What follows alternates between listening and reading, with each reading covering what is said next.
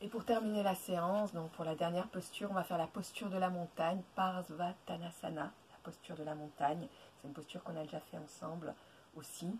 Donc là, on va être aussi un peu pour revenir à la première posture, toujours sur cet ancrage et cet alignement de la colonne, de l'ouverture, de cette stabilité comme la montagne.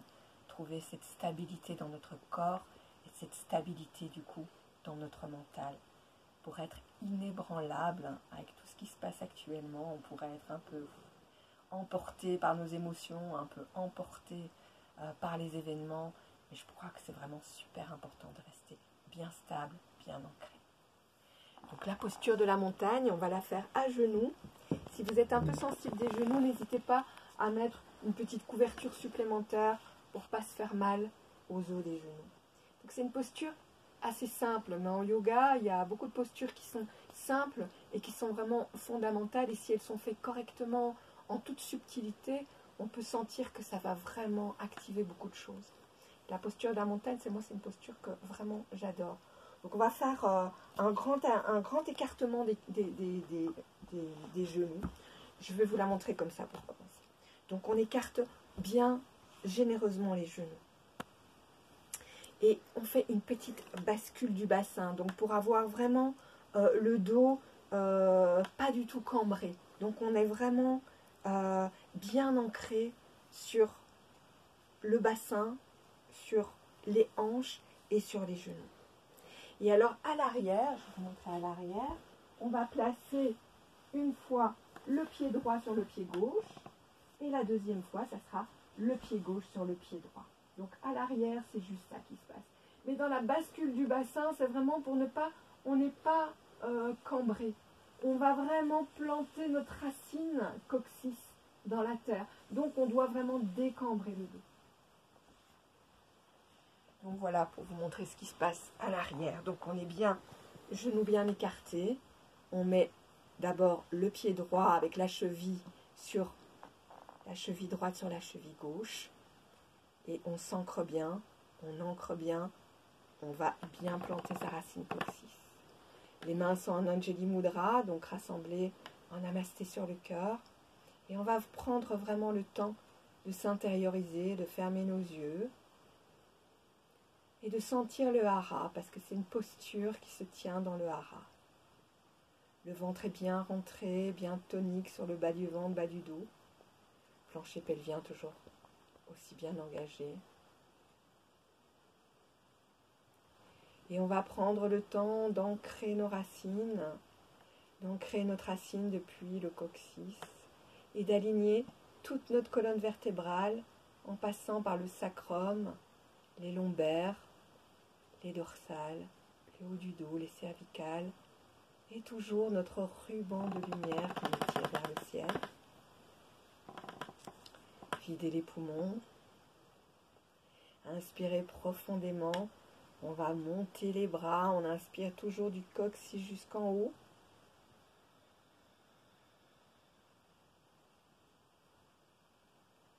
Et expirez profondément. Et on va rester dans cette posture quelques respirations.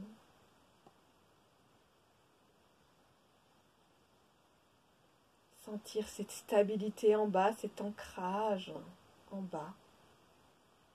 Et de nouveau cet allongement, cet envol vers le haut. Et on va rajouter des Mula Bandha pour donner un peu plus encore de force et de puissance à la posture. Videz les poumons. Inspirez profondément du bas jusqu'en haut. Kumbhaka Mula Bandha. Expirez, gardez Mula Bandha. Une fois poumon vide, lâchez Mula Bandha. Inspirez profondément du bas jusqu'en haut. Kumbhaka, on arrête de respirer. Mula Bandha, on contracte la zone périnée-anus. Expirez, gardez la contraction. Kumbhaka, arrêtez de respirer. Et relâchez la contraction. Troisième fois, inspirez profondément. Kumbhaka, Mula Bandha. Expirez avec Mula. Kumbhaka, lâchez Mula. Inspirez profondément.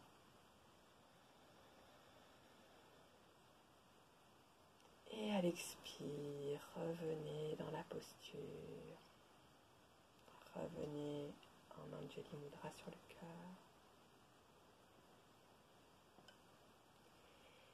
Et prenez un petit temps pour relâcher.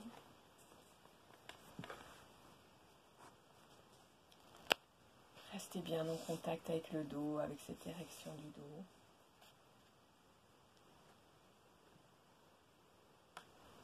Et puis on va le refaire de l'autre côté. Cette fois-ci, ça sera le pied gauche qui va se placer sur le pied droit.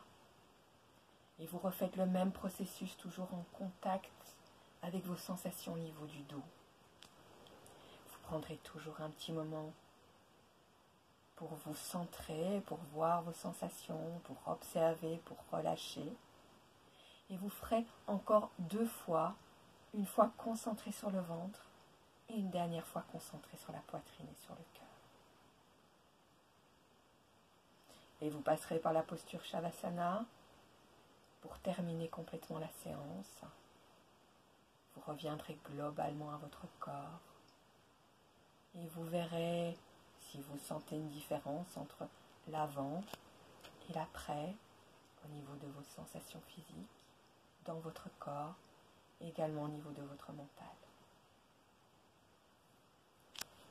À bientôt, merci.